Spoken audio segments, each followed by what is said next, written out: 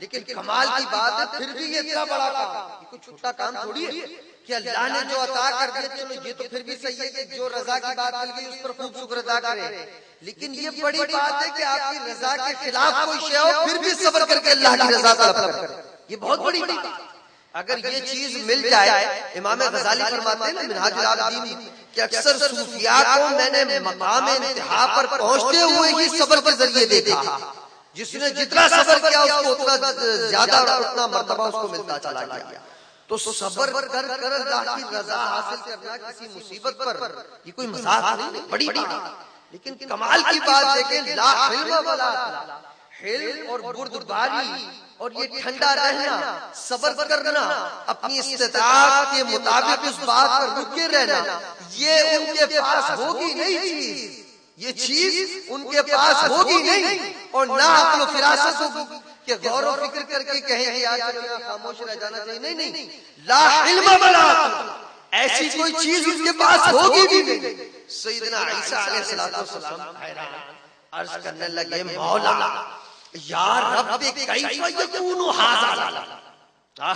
हदीस के अल्फाज सुनने वाले सैयदना ईसा अलैहिस्सलाम फरमाते हैं, मौला कैफ यकूनु हाज़ा लहुम ला इल्म वला अक्ल, मौला उनके पास इल्म भी नहीं, हिल्म भी नहीं, अक्ल भी नहीं, इन जैसी दौलतों से वो सरफराज भी नहीं, और फिर भी इतना बड़ा काम कि तेरी रजा पर, तेरी जो अता करदा नेमत है उस पर तो चलो शुक्र कर लिया, लेकिन तेरी आजमाई हुई बातों पर बजाय शोर शराबा करने के सब्र कर कर अपने आप को रोक कर तेरी रजा हासिल कर रहे हैं। हालांकि ना इल्म है ना अक्ल है, तो मौला कैफ यकूनु हाज़ा, ये मकाम कैसे है, ये बातें उनके लिए कैसे है? तो अल्लाह रब्बुल इज्जत का जवाब सुने, जिसके बाद ईमान ताज़ा हो जाता है। उलमा अल्लाह रब्बुल इज्जत फरमाता है, हाँ ईसा बात सही है, ला इल्म वला अक्ल, उनके पास इल्म और अक्ल नहीं होगा। कौन सा इल्म और अक्ल? ये किताबों से पढ़ने वाला इल्म और अक्ल, किसी के पास बैठकर सीखने वाला, कॉलेज और यूनिवर्सिटियों में जाकर हासिल करने वाला, किताबों से या किसी को देखकर हासिल करने वाला ना ना, अल्लाह फरमाता है मिन इल्मी व अक्ली। अरे ईसा के वो लोग होंगे जिनको डायरेक्ट अपने इल्म और अक्ल से इस्तादात है।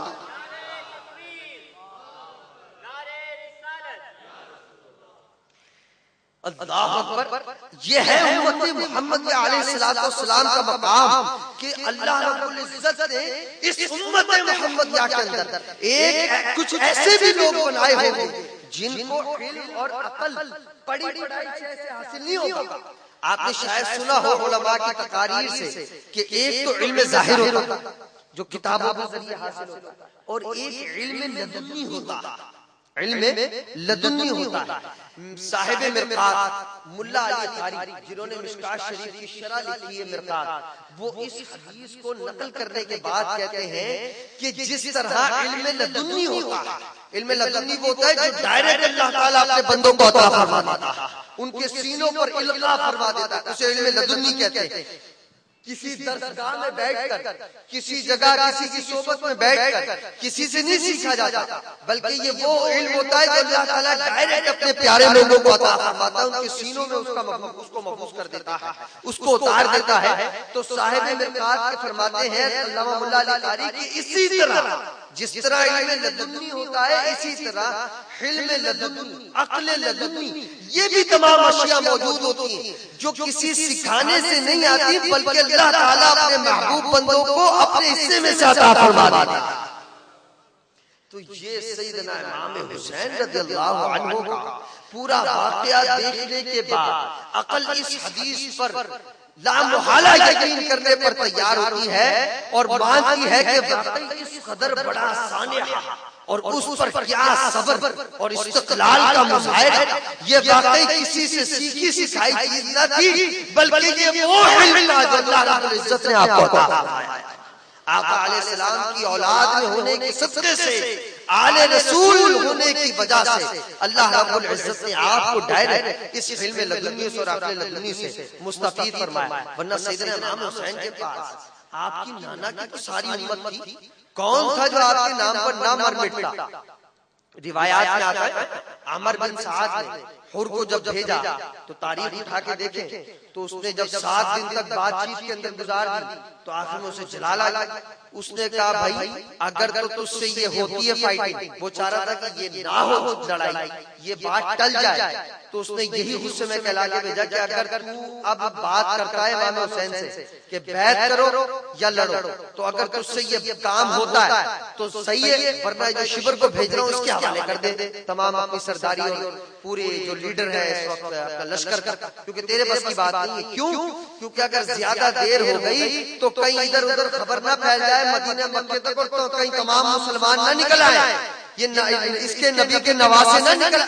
नबी का जो नवासा है उस नबी की उम्मती बहुत है, कहीं वो न सारे आ जाए फिर उनको भुगतना और उनसे लड़ना मुश्किल हो जाए। और आपके विसाल के बाद इस कत्लो गारतगरी के बाद सैयदना ज़ैनुल आबिदीन रो रो के सरकार की बारगाह में अपनी फरियाद रसी क्या करते थे और ये तमाम दास्तानें सुनाया करते थे, लेकिन कहीं तारीख से ये साबित नहीं कि आपने लश्कर कशी की और फिर उसको जनाब तहस नहस किया हो और उसका मुकाबला किया हो, ना, अपना उसी तरह इस्तिक़लाल और सब्र का मुजाहिरा किया। हाँ, अगर दीन इस्लाम की बका का मसला उसके ऊपर इंसान अपनी जान लड़ा, लेकिन आज तो सिंधी पंजाबी के झगड़ों के ऊपर मरवाए जा रहे हैं और ऊपर से शोहदा भी बन जाते। महाजिर पंजाब पठान के अंदर लड़ाई करा दी वो शोहदा बन गए। अरे अपनी जात पर तो इंसान लड़ने, इस्लाम लड़ने पे आमादा ही नहीं करता। रिवायात में आता है ना सैयदना अली करमल्लाहु वजहू एक जंग के अंदर एक काफिर पर हावी हो, तलवार ऊपर रख के बैठ गए, करीब था कि बस उसको मार दे। उसने कहा मरना तो अपने खुद से बातिन का इजहार करूं, उसने गुस्से में आके आपके मुंह पर थूक दी। क्या बात! सैयदना अली करमल्लाहु वजहू उसको छोड़कर मुंह पोंछते हुए खड़े गए। वो हैरान, उसने कहा अली पहले तो मुझे मार रहा था और इस खबीसाना हरकत के बाद तो तुझे एक पल भी तुझे जिंदा नहीं रखना चाहिए, फौरन मार देता। आपने फरमाया तुझे पहले मार रहा था मैं इस्लाम की वजह से कि तू इस्लाम का दुश्मन था, अब तूने मेरे मुंह पे थूक दिया है, अब अगर तुझे मारूंगा तो मेरा जो अंदर जमीर है वो भी खुश होगा कि हाँ अच्छा है अली तू अपना बदला ले, हम अपने लिए तो लड़ते ही नहीं, अगर तेरा कत्ल करना है तो वो भी इस्लाम की, और अगर तुझे छोड़ रहा हूं तो वो भी इस्लाम की खातिर कि कहीं मेरा दिल राजी ना हो। जहां अपनी जात के ऊपर लड़वाया जाता, अपनी नफसानी ख्वाहिशात के पीछे, अपने मफादात के पीछे मुसलमानों का खून बहाया जा रहा है ना, इससे बेन जो दर्द मिलता है सैयदना इमाम हुसैन की इस बड़े वाक़े से, शान करबला से जो आपने कुर्बानियां दी, इस कुर्बानी से यही पता चलता है कि अपने दीन की बका के लिए आका अलैहिस्सलाम के दीन का अगर मामला हो, अल्लाह और अल्लाह के रसूल की इज्जत और अज़मत का मामला हो, तो वो तो इंसान उसके ऊपर तो डट जाए, पत्थर की दीवार बन जाए, लेकिन अपने मफादात के लिए, अपनी जात के लिए, अपनी कौमियत के लिए ये तासुब के झगड़े उठाकर और फिर इंसान को तरक्की दी जाए, इस्लाम इस बात का दर्ज नहीं देता। मुसलमान एक मुट्ठी की माने, आका अलैहिस्सलाम का फरमान है कि मुसलमान एक मुट्ठी की माने, ये सब एक, इसमें किसी को इख्तिलाफ नहीं होना चाहिए। बस दुआ करो अल्लाह ताला हमें इस हक़ाइक़ पर चलने की तौफीक अता फरमाए, और जिस तरह आपने वाक़या करबला से जो सही मानों में दुरूस दिए हैं, उन दुरूस को समझकर, उन असबाब को समझकर उन पर हमें चलने की तौफीक अता फरमाए, और ये फुजूल के इख्तिलाफात में अपने आप को खामखा ज़ाया करने से हमें महफूज व मामून रखें। मुसलमानों का अल्लाह